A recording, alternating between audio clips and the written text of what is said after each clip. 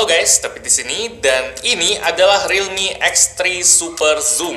Nama yang menarik, jarang-jarang ada brand yang nempelin fitur andalannya ke nama HP mereka. Biasanya kan yang ditempelin setelah huruf sama angka itu kata Pro atau Max, tapi si X3 ini spesifik banget, Super Zoom. Mungkin dia inspirasi dari branding-branding produk lain gitu ya, kayak Indomie hype abis, pedes doer. Jadi Realme juga ikutan, X3 Super Zoom. Ya, sesuper itukah zoomnya nanti bakal kita bahas. Sekarang kita bahas dari desainnya dulu. Yang pas saya lihat komen-komen di video unboxingnya, banyak yang bilang kalau model dari X3 Super Zoom ini sama-sama aja kayak HP Realme lain yang jauh lebih murah.